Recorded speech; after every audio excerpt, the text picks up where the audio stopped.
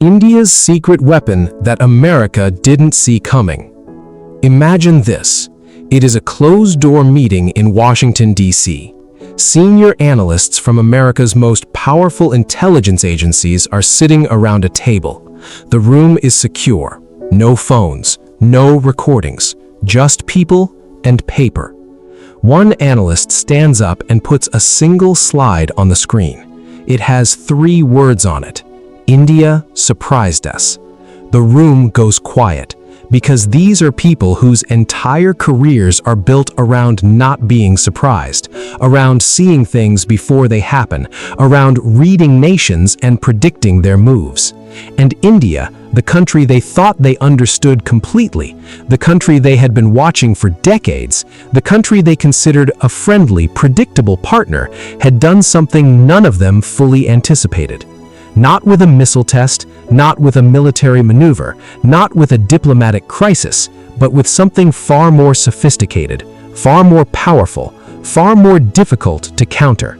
A weapon that does not explode, that does not appear on radar, that cannot be shot down or sanctioned away. A weapon built not from steel and gunpowder, but from silicon and code, and the sheer intellectual firepower of 1.4 billion people who decided that the world's technology future would not be written without them.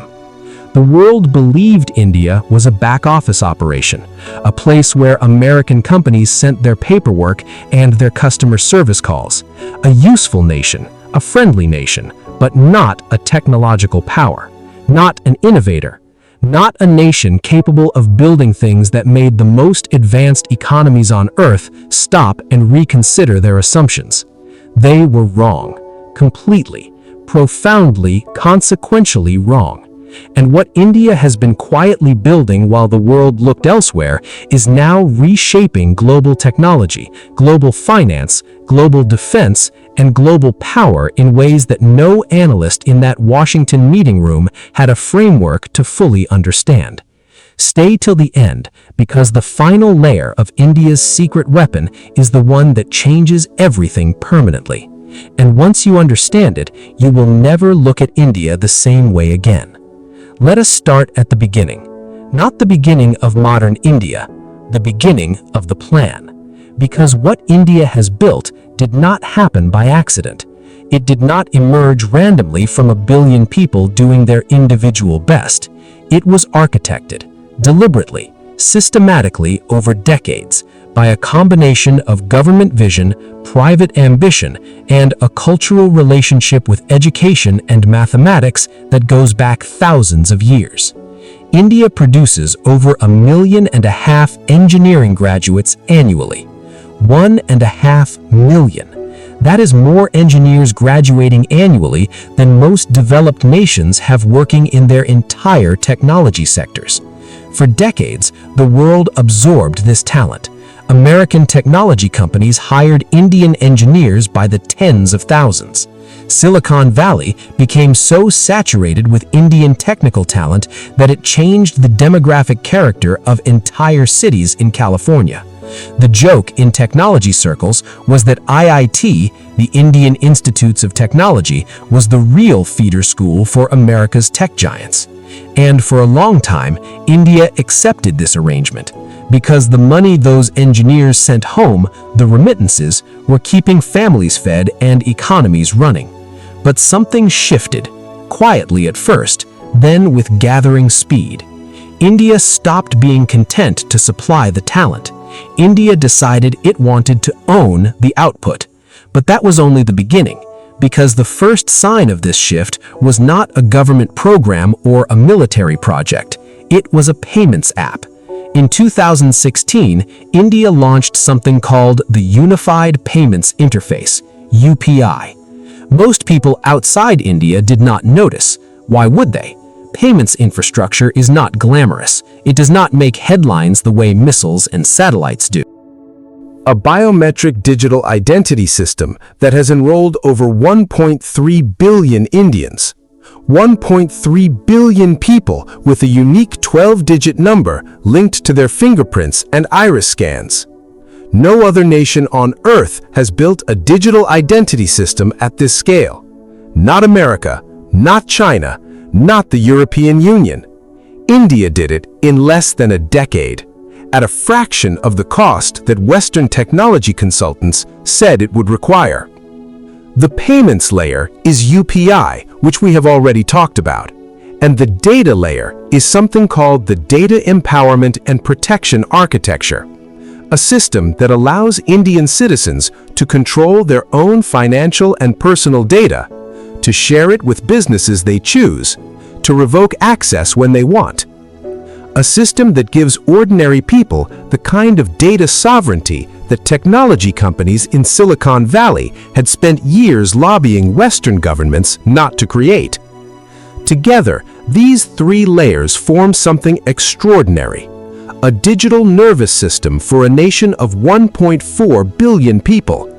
A system that allows government services to be delivered directly to citizens without corruption eating the middle. A system that allows businesses to build products and services on top of government infrastructure for free. A system that has already moved over $300 billion of direct benefits to Indian citizens, cutting out the middlemen who used to steal a significant portion of every welfare payment. This is India's secret weapon in its most fundamental form.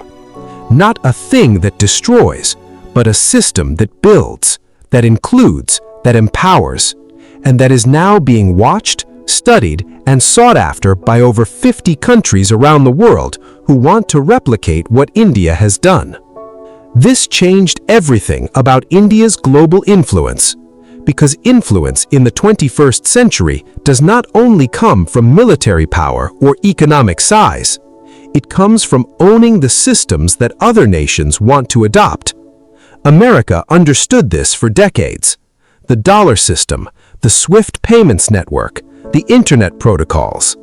American technology standards became global standards, and that standardization gave America extraordinary power. India is now doing something similar, not by force, not by coercion, by building something so good, so effective, so dramatically better than the alternatives that countries line up to learn from it. India has already exported its UPI system to Singapore, the UAE, France, Mauritius, and several other nations. Indian payment technology now allows people in these countries to make transactions the Indian way. Each nation that adopts UPI becomes a node in a network that India designed and understands better than anyone. And networks have a compounding power. The more nodes that connect, the more valuable the network becomes, and the more central India sits in that network. But no one expected what came next, because the digital public infrastructure is only one dimension of India's secret weapon. The second dimension is in space. India's space program, ISRO, the Indian Space Research Organization, has done something that rewrote the economics of the entire global space industry. In 2017, India launched 104 satellites in a single rocket mission. One rocket, one launch, 104 satellites, a world record, at a cost so low that it made space agencies in America, Europe, and Russia question everything they thought they knew about the economics of reaching orbit. India's Chandrayaan-3 mission landed near the South Pole of the Moon in 2023, a region that no nation had ever successfully landed in before. The entire mission cost approximately $75 million. For comparison, NASA's budget for a single year is over $25 billion. India reached the Moon's South Pole for less than the budget of a mid-level Hollywood film. This is not luck. This is not corners being cut. This is a fundamentally different approach to engineering, an approach born from decades of doing more with less, of brilliant engineers who have never had the luxury of solving problems by throwing money at them, who solve problems instead with creativity, efficiency, and a refusal to accept that the expensive way is the only way.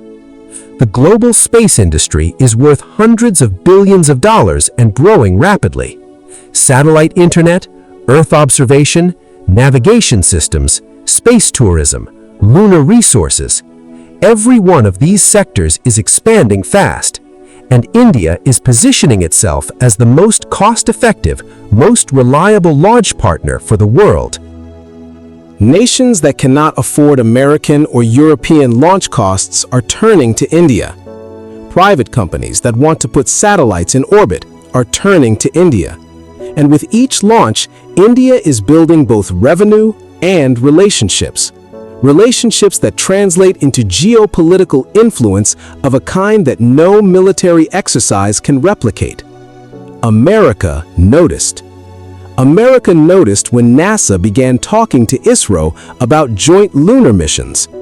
America noticed when American private space companies began using Indian engineering talent not just for software, but for mission design and systems engineering. America noticed when the global narrative about space shifted from a two-player game between America and China to a three-player conversation that now included India. And America realized that the country it had assumed was a junior partner in the space domain was rapidly becoming a peer. Now, let us talk about the defense dimension, because India's secret weapon has a military edge that is just as sharp as its technological one. For most of its independent history, India was one of the world's largest importers of defense equipment. It bought weapons from the Soviet Union, then from Russia, from France, from America, from Israel. India spent enormous amounts of foreign exchange buying systems that foreign countries designed, built, and ultimately controlled. If those countries decided to withhold spare parts, India's military capability degraded. If those countries imposed conditions on how the weapons could be used, India's strategic freedom was limited. This dependence was a vulnerability, a quiet, constant, uncomfortable vulnerability that Indian strategists thought about constantly. And then India launched Make in India in defense, not as a slogan, as a program with teeth. The government created a list called the Positive Indigenization List. Hundreds of defense items that India would no longer import, that would be manufactured in India, by Indian public sector companies, by Indian private companies, with Indian technology, with Indian components. The list started with relatively simple items, ammunition, spare parts, basic equipment, but it grew rapidly. Artillery guns, helicopters, corvettes, frigates, tanks, missiles, radar systems. And with each addition to the list, Indian companies were forced to develop capabilities they had never had before, or partner with foreign companies in ways that transferred technology to India rather than just selling India a finished product. The results have been remarkable. India's Tejas light combat aircraft, designed and built entirely in India, is now in service with the Indian Air Force. It has attracted interest from multiple foreign air forces who want to buy it. An Indian-designed, Indian-built fighter jet being exported to other countries. That sentence would have been considered fantasy 20 years ago. India's Akash missile defense system, a domestically developed surface-to-air missile system, is being exported to friendly nations. India's BrahMos supersonic cruise missile, developed jointly with Russia but increasingly indigenized, is one of the fastest and most sought-after anti-ship missiles in the world. The Philippines has bought it. Other nations are in negotiations. India is becoming not just a defense manufacturer, but a defense exporter, moving from the world's largest arms importer to an arms exporter in the space of 1 decade. That transformation is India's secret weapon in the defense domain, and it matters far beyond the economics of the arms trade, because a nation that exports weapons builds influence with the nations that buy them. America understood this for generations.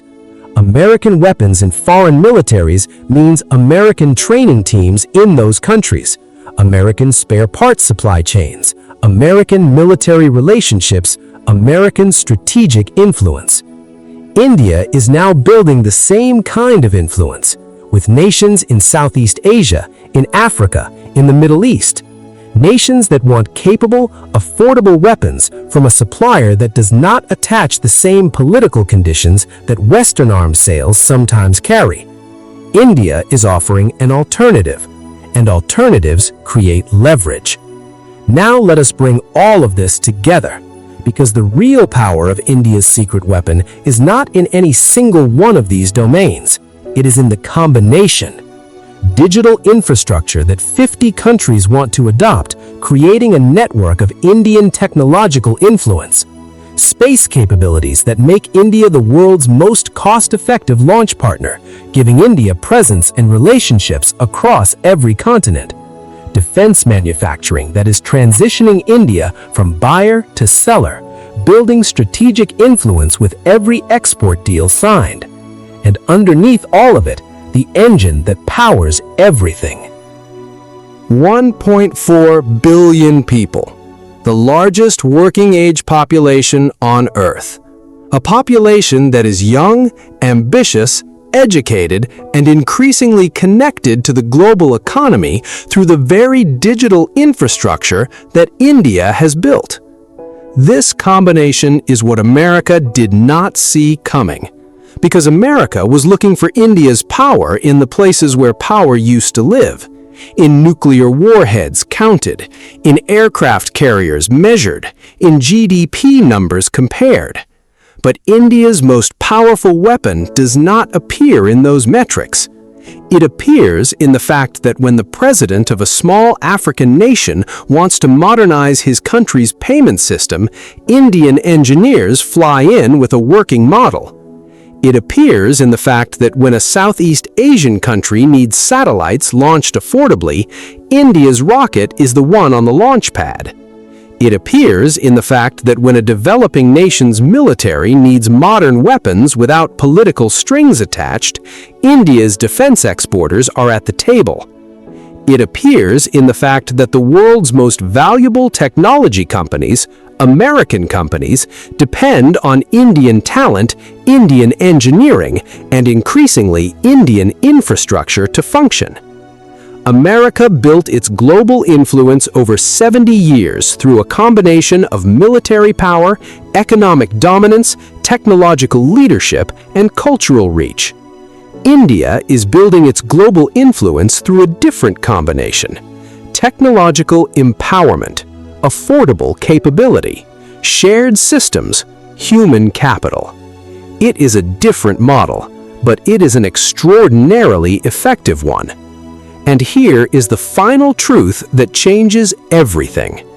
The most powerful aspect of India's secret weapon is not what it does to India's adversaries. It is what it does to the nations that were never India's adversaries, but also never fully took India seriously. Nations that assumed India would always be in the second row, always be the supporting actor, always be the market, not the maker, always be the place where ideas went to be executed cheaply, not the place where ideas were born. Those nations are now watching something they did not prepare for. A nation that took 75 years of independence and used it to build, quietly and without fanfare, a set of capabilities that are now reshaping the global order. Not through conquest, not through coercion, but through creation. Through the relentless, stubborn, magnificent act of building things that work. Things that the world needs. Things that the world wants. Things that the world is now willing to adopt, partner with, and depend on. India's secret weapon was always hiding in plain sight. It was never a missile or a submarine or a satellite alone. It was the Indian mind. Patient, disciplined, creative, ambitious. Forged by centuries of civilizational depth and decades of hard-won democratic experience. Applied now in the 21st century to the challenges that will define who leads and who follows in the decades to come. The analyst in that Washington meeting room looked at the slide that said, "India surprised us," And he was right. India surprised everyone, including itself. Because sometimes a nation does not fully know what it is capable of until it decides to stop asking for permission and starts building the future on its own terms. India decided. India built. And the world will spend the next 50 years understanding exactly what that means.